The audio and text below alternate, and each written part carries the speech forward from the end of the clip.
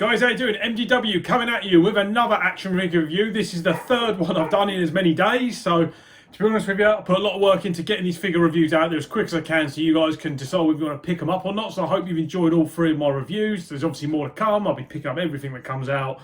Crait must be out soon. R2-D2's just dropped, so there's a few more that I'll be looking at getting and reviewing. But today I'm going to do the Luke Skywalker figure from The Last Jedi, everybody's favourite. Is this the figure that we didn't ask for not to be made? Do you know what I mean? It's quite a controversial scene in the Star Wars trilogy. A lot of fans don't like it. And it is the embodiment of everything that they didn't really like about Luke when he comes out at the end of Last Jedi, faces off against Kylo Ren in the First Order.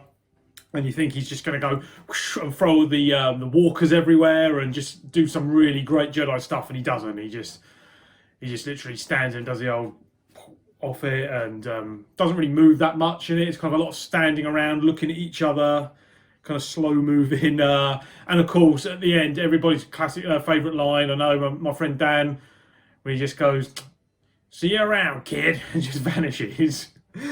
So yeah, this is this the figure that no one wanted? I don't know. Only you can tell me that, guys. But I'm going to open it up and do a review. So let's get into it.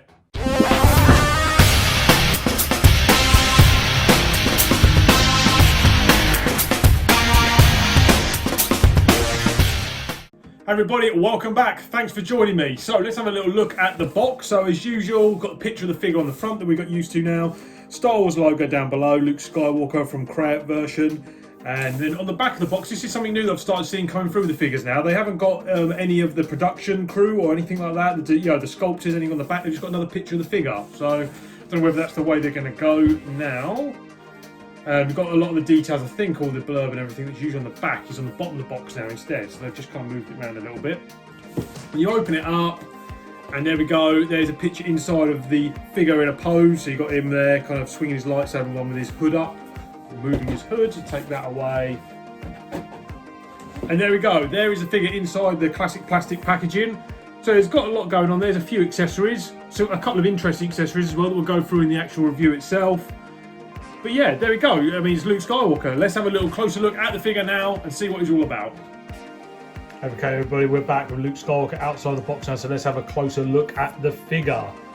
So, is he different than the other ones we've had this year, possibly? During the Last Jedi figure, he's actually on the island, and he's got his kind of old, more wizened look.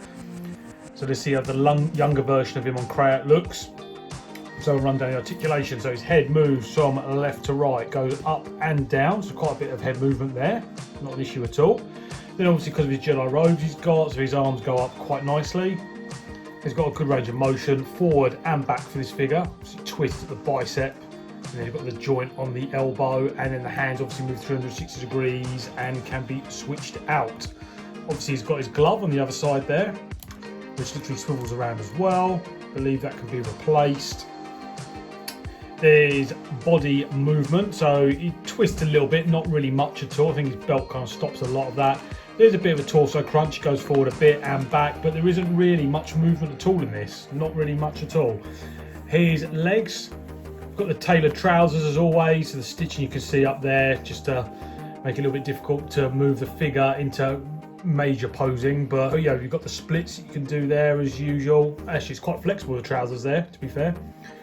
Then he's got the joints in the knees. You can bring his legs up quite high as well. There's no armour or anything. The belt's quite high up, so it stops his legs from hitting that. So that's not a problem at all.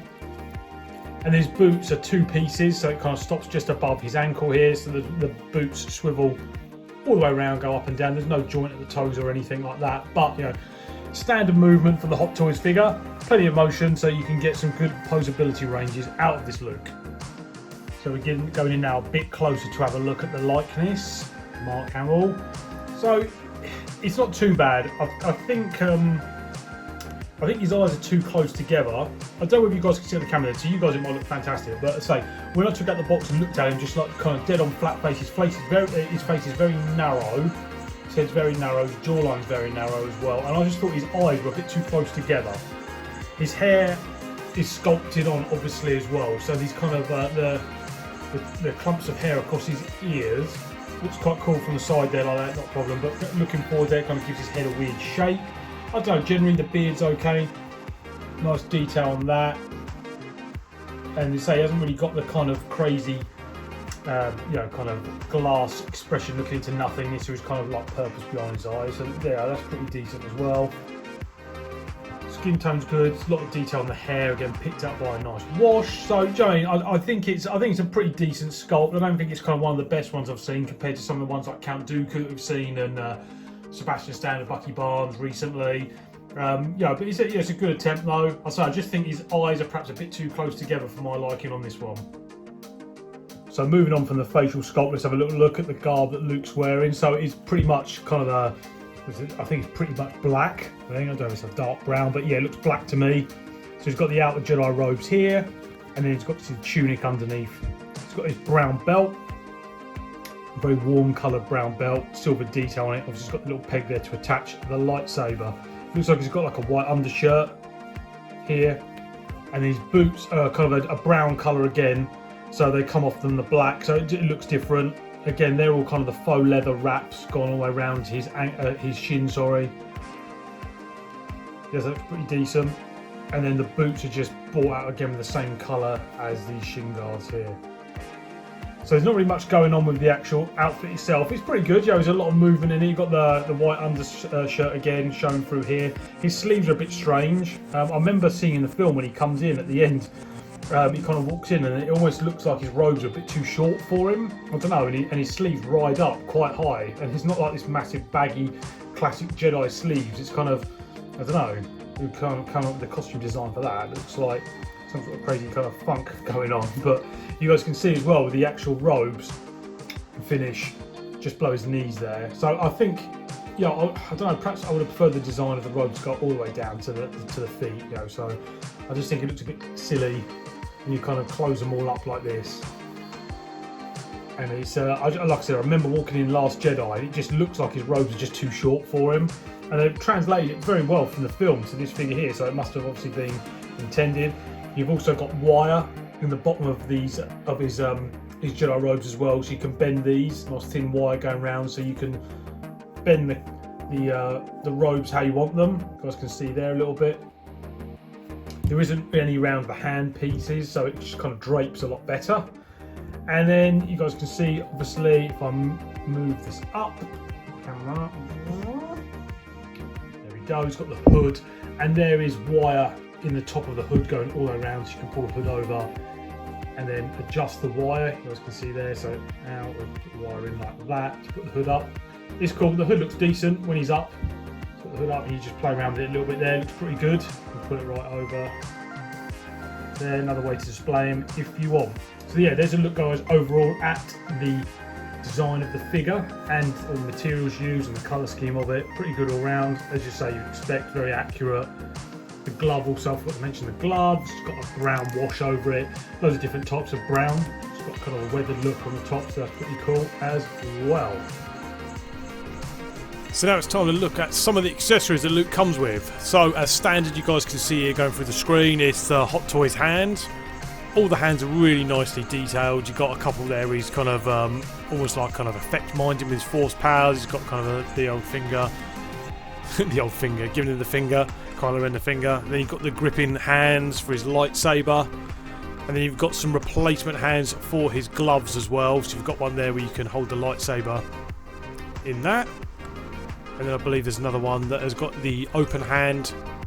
There we go, so it's like force push him. And then obviously Luke has the light up lightsaber feature as well. I didn't bother doing it for this figure because you guys have seen it probably a lot by now and it's quite a process to do, but there's the other switch out arm. You just literally detach the arm, roll up the sleeve, detach it and attach this arm to it. You put the batteries in there just as I say you can see in his forearm, and then the lightsaber lights up. So speaking of lightsaber, here it is. Anakin Skywalker's lightsaber. As you can see, you don't really realise it in The Last Jedi when he's wielding it, even though it was just destroyed about 20 minutes earlier. There's a blade that comes with it that detaches if you just want to display him just with the hilt by itself. Then there's the lightsaber swing blade as well that you get with all the lightsaber users pretty much at the moment. So, you know, you plug it in there. This looks really effective when it's lit up, just gives it that kind of swinging motion of the lightsaber. There's the batteries, 3 little batteries that go in his arm to light the lightsaber up. Good luck putting them in. Some of those are a nightmare, especially on the Luke Skywalkers. This one's an interesting accessory you get. Han Solo's dice that he gives to Leia at the end of the film. So it's a really nice, real chain with gold plating on it. Gold paint job on it with a bit of ink over the top of it. But that was a really nice accessory. Wasn't expecting that at all. So Luke also comes with the base, the figure for the mineral planet of Crait. So it's quite a good base actually. It's got a nice feel to it. It's got rough all around the sides of the base as well to kind of mimic the minerals and the salt on the top. It's got the really cool red streaks across it where the salt's obviously been messed up and the footprints there that Luke has. And obviously a bit of a joke there, there's no red where his footprints are because he's a force projection. So yeah, that's a nice touch. I do like that base as well. It's quite nice. You get the base stand with it as well with the adjustable top to it. This is really weird. The base design that you see, the adjustable top there, was a different design than some of the other Hot Toys figures. I don't know whether any of the others came like that. And this is the first Hot Toys figure that I've ever reviewed where this thing here just was not the same size as the hole at the back. I could not push that thing in at all, not without perhaps sanding some of the, the hole down a little bit so it fits in there, but that was just stupid. And lastly, I had a quick look at the instruction manuals that comes with the figure, just in case I was missing any of the other accessories or features. But yeah, it just doesn't there. So it just tells you can attach his lightsaber to the clip on his belt. So we knew that anyway. And then it just gives you an idea of kind of how to change the arm out if you want to put the batteries in for the lightsaber. So there we go, everybody. There is my review of the 1/6 scale Hot Toys Luke Crait from The Last Jedi. So it's a pretty good figure overall. It's not one I think it's worth picking up, just for the reasons of there's plenty of other better Luke figures out there I think that you could spend your money on. I think that we've had 3 Luke figures now, all from really like Force Awakens and The Last Jedi. I just think they could spend their time bringing out perhaps some of the other ones from like Hoth and all this kind of stuff, The head sculpt and the bits and pieces around the figure, like the arms and the stitching and all this kind of stuff, suffers a bit from the Obi-Wan Kenobi syndrome, where the actual display model, the prototype, looks a lot better than the actual figure we was given. There's a shot at the end of the figure here where I've just shown you the picture of like round around his wrists and the stitching work that was supposed to be in the picture on the front of the box and inside the slipcase on the box just matches nothing like the figure that you've got here, which is a bit disappointing. That the face sculpt is a little bit off I think as well. Articulation's good on it, the costume's really well done and everything, but I just think that this isn't really the definitive Luke for me. It's got a couple of nice accessories with it. I was a bit miffed that the base didn't really fit in, the adjustable spring at the back didn't fit into the base, which again was a bit weird, and it was a different design as well than any of the other figures that I've seen, so that was quite strange as well. But yeah, there's the pictures there, guys. I just don't think this one's worth picking up. If you're a massive Luke fan and you want to get them all, definitely 100%, but I just think that there are better Lukes out there to spend your money on. So thanks for watching, everybody. Please like, comment and subscribe. I'll see you in my next video. MDW signing off. Please put a like down so that it helps the algorithms on YouTube so people can find my channel. I'll see you soon. Bye bye.